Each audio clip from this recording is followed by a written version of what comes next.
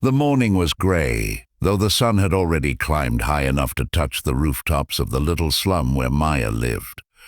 The narrow alleys smelled of damp clothes and smoke from half-burnt coal. Cracked walls leaned into one another as if even they were too tired to stand upright. Inside a single-room hut, a frail figure stirred.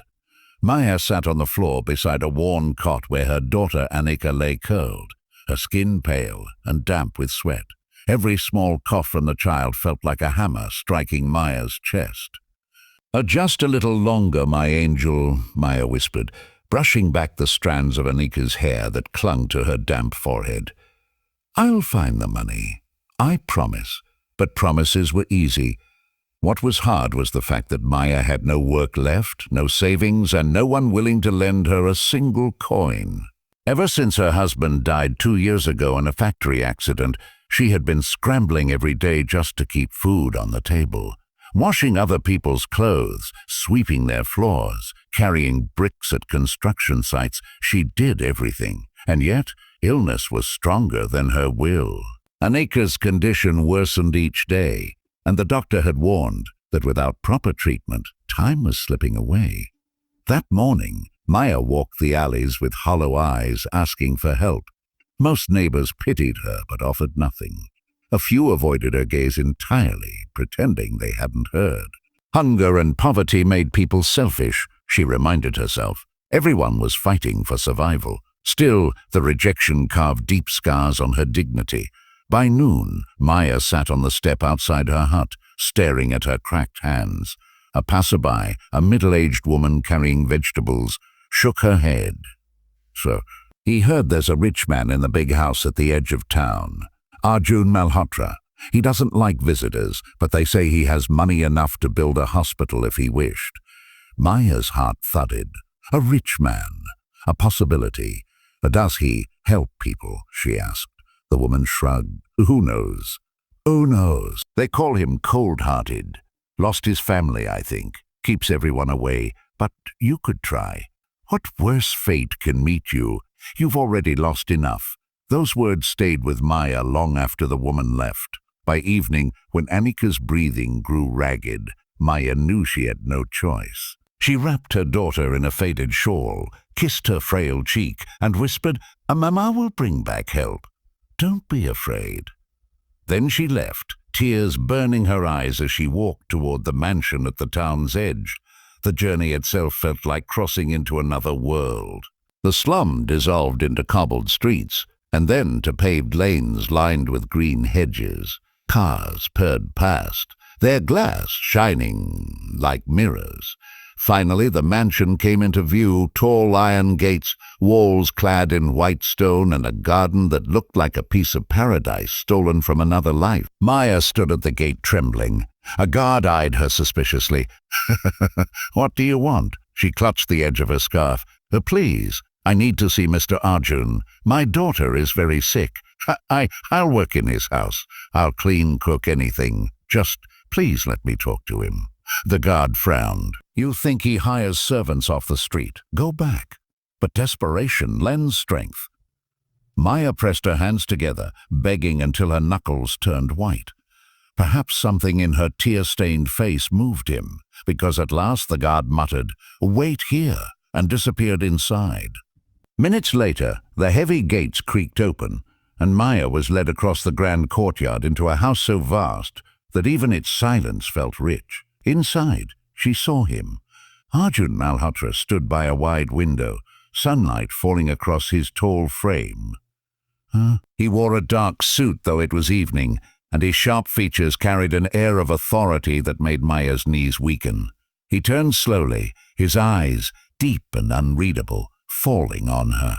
"What is this?" His voice was calm but carried a weight that silenced the room. Maya fell to her knees.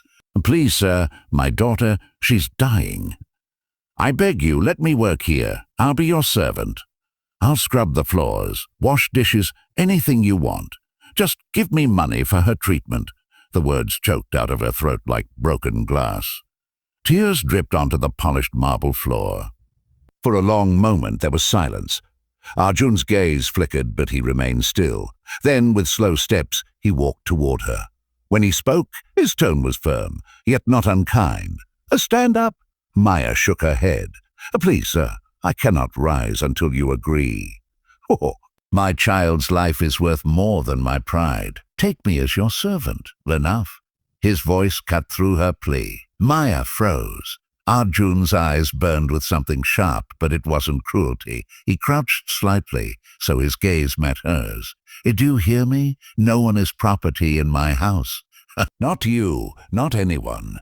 If you think you must sell your dignity to save your daughter, then you do not know me at all. Maya blinked, her tears blurring the sight of him. She could hardly believe what she heard.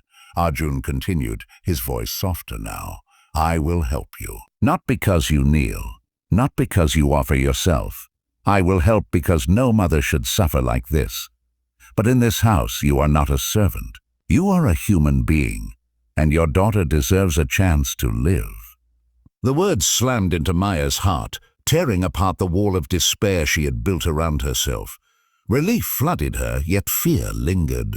Was this kindness real, or just a fleeting promise? Come, Arjun said, rising to his full height. Bring your daughter here tomorrow morning. My doctor will see her. From today you will not beg again. Maya's lips trembled. She tried to thank him, but no words came.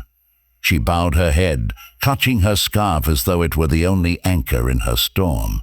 For the first time in years, she felt hope stir within her chest. That night, as she returned to her hut and held Anika close, she whispered, Maybe, just maybe, God has heard us. But deep down, fear remained.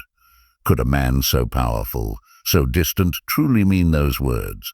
Or was there a price yet to be revealed? The next morning, Maya walked nervously toward the mansion again, this time carrying Anika in her arms. The little girl's head rested against her mother's shoulder, her breath shallow but steady.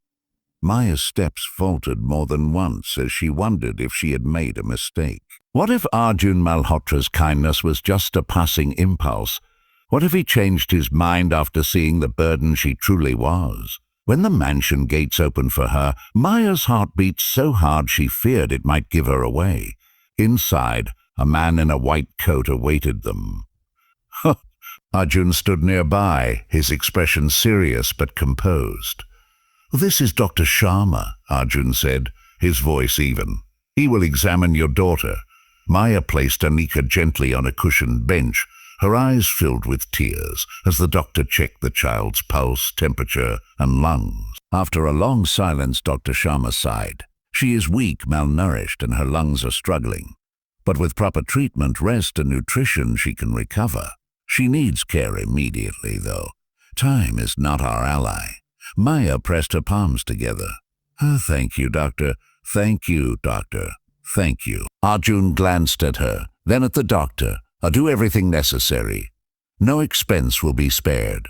The words struck Maya harder than any thunderclap. No expense will be spared. Those were words she had never imagined would apply to her or her child. She turned to Arjun, her lips trembling.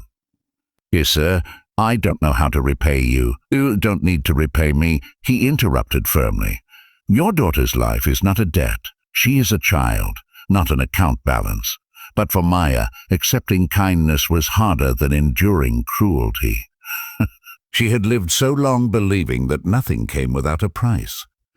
Even now, a whisper inside her heart told her she would owe him forever. Still, she swallowed her doubts and nodded, clutching Anika's small hand. In the days that followed, Maya and Anika remained under Arjun's roof.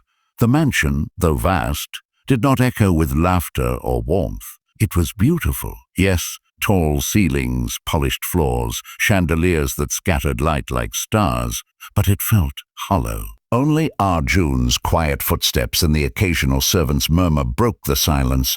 Maya often found herself cleaning corners or tidying spaces, unable to bear simply sitting idle while others worked. Each time, Arjun caught her. You don't need to do that, he would say. She lowered her eyes. I can't just sit while your house shelters me. At least let me sweep. No, he cut her off. though not harshly, "This is not payment. This is sanctuary. Do you understand?" The words unsettled her. Sanctuary. She had never known such a thing. Her whole life had been labor and debt, survival and sacrifice. To simply exist under someone's roof without chains of obligation felt unnatural. One evening, when Annika was finally asleep after her medication, Maya sat alone in the garden. The night air carried the scent of jasmine.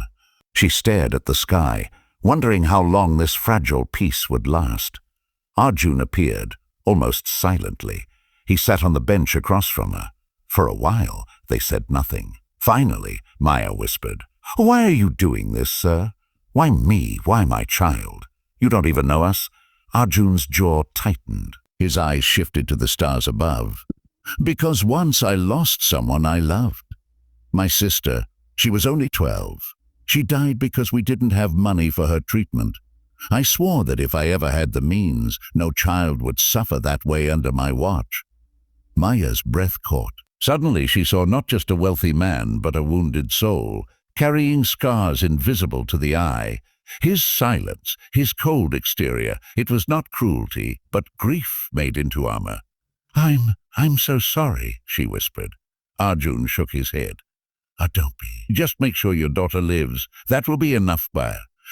From that night onward, Maya began to see him differently. Not a savior, not a master, but a man fighting his own battle against the ghosts of his past. She noticed small things, the way he paused at Annika's door, watching silently before walking away. The way he asked the cook to prepare softer meals for the child, though he pretended not to care. The way he left books near Maya's seat in the library, as though offering her an escape without saying it aloud. Maya, in turn, began to open up. She told Annika stories again, stories she had stopped telling because hunger had left no room for imagination. She hummed lullabies, cleaned her daughter's hair with warm water, and even smiled. A real smile, not the forced mask of survival. Days turned to weeks. Annika's color returned. Her cough grew lighter. She began to laugh again, her small voice echoing in the halls of the mansion, filling it with life it had not known for years. Even the servants whispered among themselves, saying, "The house feels different now, warmer, alive." One evening, as Maya tucked Annika into bed, the child whispered, "Mama, is this our home now?" Maya's eyes filled with tears. She kissed her daughter's forehead. "It's a safe place, my love. That's all we need right now." But in her heart, Maya wondered, how long can sanctuary last? How long until kindness demands its price? For now, though, hope was stronger than fear, and for the first time in years, Maya dared to believe in tomorrow.